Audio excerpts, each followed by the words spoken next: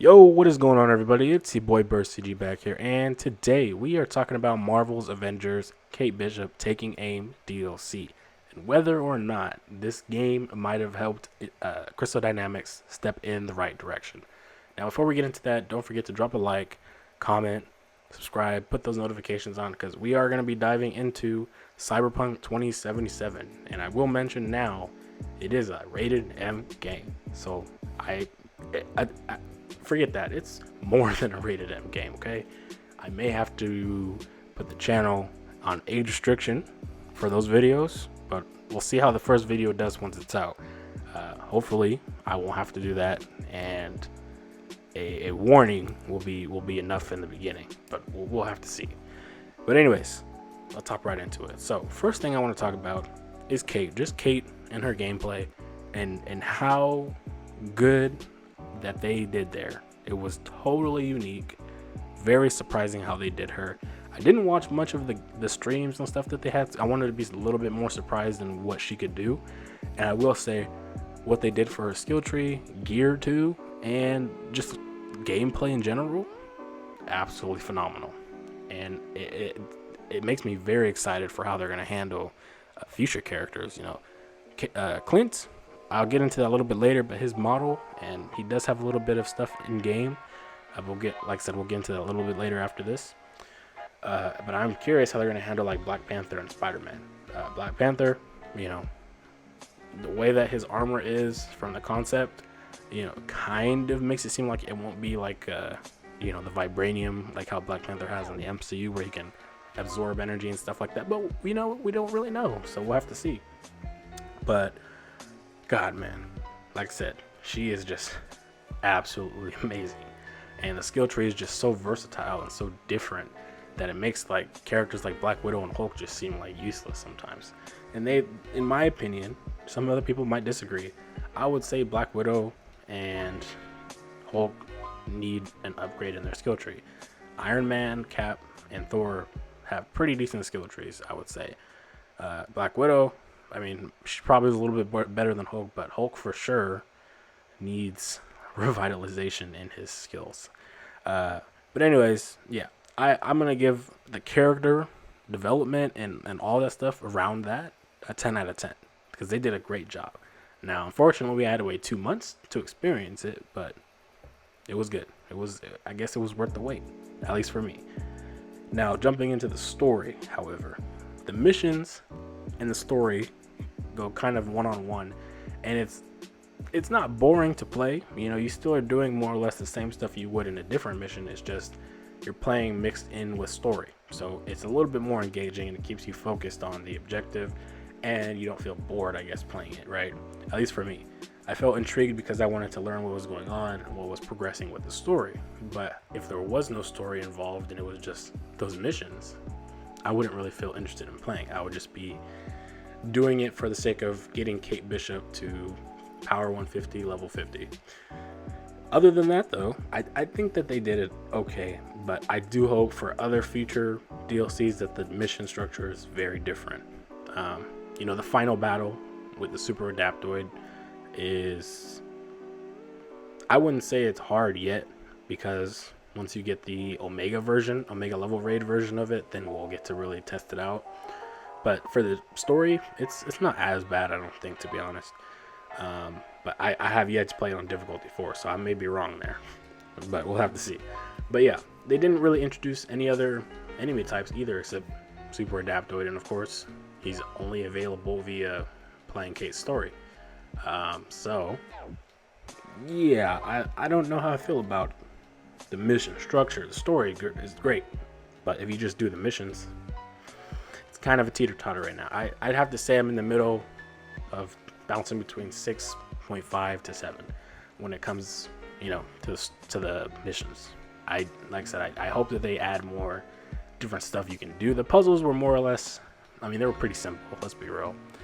There wasn't really much change. You just did 2 different type of puzzles mixed into one. I thought that they were going to add some actual new type of puzzles, but still, they did pretty good. As long as we can get more enemy types in the next DLC, to make up for this DLC, I think it'll be okay as well. But again, we'll have to see. Now jumping into Clint. So his model, is in game. Near the end, you can't play as him, but he joins your team.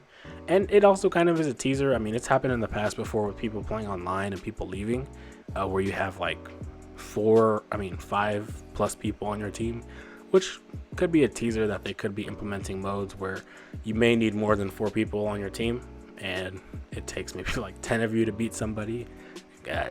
Let's just speculate. It could be like Galactus or something. You need like 10 other heroes, right? It'd be fun. It could be kind of a teaser to that, because the fact that they added him to your team, speaks to that a little bit. But Clint being on your team itself, I mean, he doesn't do a whole lot. He does fight. He has his own attacks, but some of them seem like they're similar to Kate's. Not all of them seem to use the same, stuff from Kate's, quiver, like how she has aim tech, but he does have the sword, and it seems to also use aim tech. So either they gave some of the animations and stuff to Clint from Kate, or they'll play a little similar in some aspects. Because I did learn not too long ago, actually, that apparently Kate was supposed to be an NPC, so it could have been reversed, except only she wouldn't be playable at all, and you would play. Oh gosh, I can't talk. And you'd be playing as Hawkeye for both DLCs, or they probably would have just made one big DLC. I have no clue. I'd have to go read that interview again, but yeah, it makes more sense because for those of you who've been around for God knows how long, when they first announced their first post-launch hero, it was Clint. That was who they, previewed, and the scene introducing him was not anywhere in game, and it won't be in the next DLC for sure either, because we know he's alive, right? We know where he's at story-wise, so things definitely changed between July up to launch. That is the best way to describe it. But the fact that he is there, I will say, gives me a little bit of confidence we could be seeing the DLC for him drop in January. He could be in bug testing, or there could be some other stuff going on. I will say it is a bad step in the wrong direction for them to make us wait 2 more months to 3 more months for stuff. Because at this point, while they may have gotten some players back on console and PC to play, that player base is going to drop right back down. And the reason why, not being negative, just speaking facts, just 2 things that got pushed back, delayed. The Omega level version of the Super Adaptoid boss fight, and the AIM cloning labs.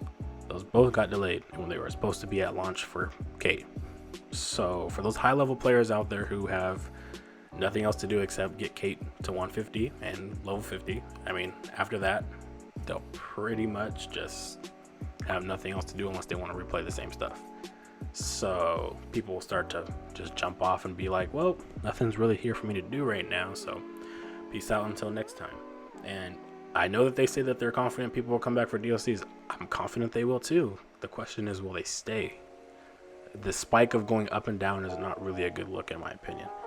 So hopefully they can get back on track. They did say that they're getting better at planning out, like predicting when content will drop. They haven't shared a roadmap with us, so we really have no way to speculate except for how they handled Kate's DLC.